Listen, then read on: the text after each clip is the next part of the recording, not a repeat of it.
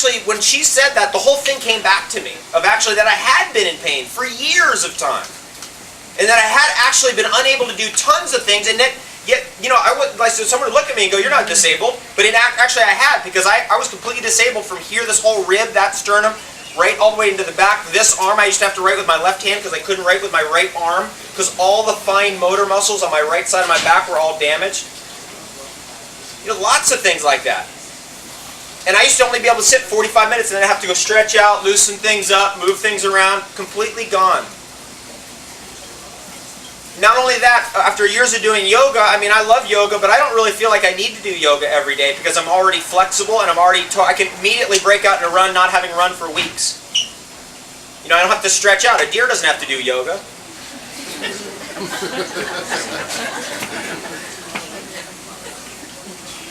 And I'm never in pain, ever, for any reason. I never have sore muscles, and I'm never in pain.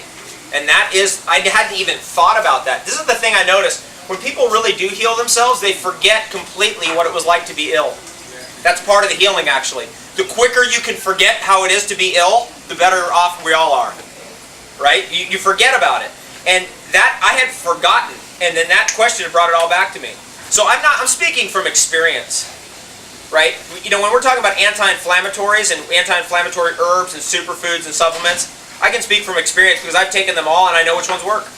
And when you have a back injury where every doctor tells you, every chiropractor tells you, every naturopathic doctor tells you that it's a mechanical injury and you can't fix it with nutrition, and then you do, that really causes you to go, they don't know what they're talking about. They may be sincere, but they're sincerely wrong.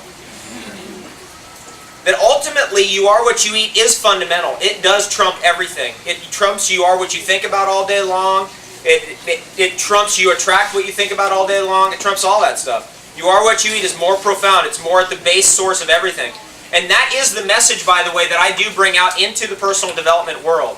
Like the people who made The Secret. I had lunch with Bob Proctor the other day. You know Bob Proctor in The Secret? I'm like, hey, you are what you eat. It's inescapable. It's more powerful than anything. He took a good listen to that. It's not his belief system per se, but he did take a good listen to that. And I'm driving that message out there. That's my message. You are what you eat. And as long as we're going to eat something, what are we going to eat? The best food ever. 10 top superfoods. You ready? I love coming to New York. Shut up. What are they? I'm biased as to what I believe is the best superfood in the world. But then I like to have fun. Some people like to be in misery. Who knows the mystery of all that? Right? Some people they've got to be in misery. Whatever they're doing, even if they do raw food, they find a way to make raw food destroy themselves, or they try to take all the fun out of it. Have you ever seen this? They try to let's remove all the fun. No more fun. As soon as you remove the fun, then you've removed the healing. The healing. So the most fun food ever is, of course, chocolate. Cacao beans. How many people know what cacao is or cocoa beans? Or how many people don't know anything I'm talking about, don't care?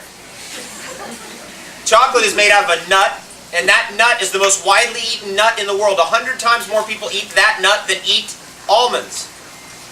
But they don't eat it. They eat some processed, massive, chemically laden, factoried remnant in ashes of what was once chocolate. And that has been what has been served to us all the years of our lives as chocolate. That's not chocolate. That's some residue product of some mega factory. It has nothing to do with anything. So the flavor that we all know as chocolate is actually distorted. It's not even real chocolate. And real chocolate is a nut, like an almond, or a walnut, or a pecan, or a pistachio. And that nut is the most powerful food in the world. And here's why I believe that that's true. When we began doing the research on that superfood, we didn't even know it was a superfood. I had no idea, really. I bit into a cacao bean. The cacao god appeared on my shoulder and said, yeah, you've been working on wheatgrass for the last 8.5 years. You're not going to be able to sell people wheatgrass. You might touch 1 or 2 million people. You get on board with me, we're going to touch billions. I was like, okay, let me sign up. So that's how I signed up. I knew in the first bite of that cacao bean, it was like, uh-oh, what in the world is this? That was my thought. My first thought was, oh my God, this exists. This is possible. And that really has revolutionized live food and superfoods, because chocolate is the great alchemist. You could take all your whatever, herbs, superfoods, everything together, throw it in a blender, you throw cacao in there, blend the thing up, and it works. Anybody notice that? You don't put cacao in there and it's kind of like, I don't know. And here's another thing. When you put chocolate in there, chocolate activates all those little feel-good chemicals. What are those? Anandamide. There's only one food in the world that contains anandamide. And anandamide is the chemical you release when you've had a good workout. And you feel kind of like that endorphin high. Chocolate's the food that contains it. And it's exactly identical to the chemical that your brain secretes to make you feel good. Chocolate's the #1 antioxidant food in the world. Green tea isn't even on the same ball. It's not even the same field. Yeah, it's 10 times higher than green tea, 20 times higher than red wine, 5 to 10 times higher than blueberries. And that's it. That's being conservative. That's being conservative. Cacao always has been the #1 antioxidant food in the world. And that's a shocking revelation. In fact, when we first sent the cacao to get tested for antioxidants, when we got it back, I had to call them up and I'm like, is this what? I don't understand this. Is this a mistake? It was because it was 10 times higher than everything else. So I thought it was a mistake. I was like, I don't understand. Is this like, what's going on here? And the guy like had it out with me. He's like, no, this is an accurate read here. And it turns out that chocolate is really high in antioxidants, and it appears that when you're dealing with raw chocolate, it's extraordinarily high. Like 10 times higher than everything else. Chocolate's also 10 times higher than everything else in magnesium, iron, and chromium. What are the three? I tell you, if I had to pick 3 minerals that humans need right now, magnesium, iron, and chromium. Those would be the 3 I'd pick. And those are the high. They're so high in chocolate that it's 10 times higher than any other food. Like a food that's high in iron. Cacao is 10 times higher. Not just 10%. 10 times. What else? All the little goodies in chocolate that fall under the category of phenethylamines. What are those? Those work on your adrenals.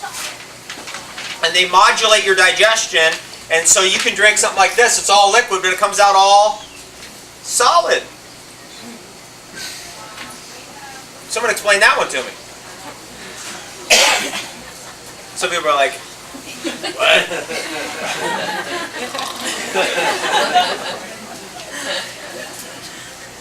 I think you've also said that the human body is the greatest juice extractor the planet's ever seen. That's right. Nothing's going to extract the juices out of this better than your own little body. And your digestive tract. I mean, we've beaten our digestive tract down with cupcakes, pizza, coffee, donuts. I mean, it's unbelievable. And then really, in a relatively very quick period of time, everything just kind of bounces back to normal. And that's shocking. I mean, just beating ourselves up like that, and then suddenly it's like, whoa, relatively, year or two, suddenly everything's like perfect again. It's like, oh my God.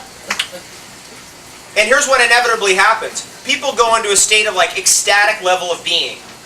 My friend Shazzy, who I wrote Naked Chocolate with, her next book's called Ecstatic Beings. Because you do actually experience highs that you never could, that are actually, it's impossible for me to communicate it. Because you can't believe it. Because you can't believe or even know or have any affinity for what you never had any experience of. Because if you've been high before, I know there's no one here who's ever taken any drug or alcohol, of course. Meanwhile, war on drugs, alcohol's great. It's not a drug, of course. What about the war on alcohol? Anyway, enough with that. That's one of my pet peeves. The war on drugs. Every single food that's sold on every single street corner out there is a drug, and the worst kind of drugs. And it's affecting people's moods, it's affecting their behavior constantly, and it's causing them to get into harder drugs like alcohol, real hard drugs like hard alcohol, and then other things on top of that.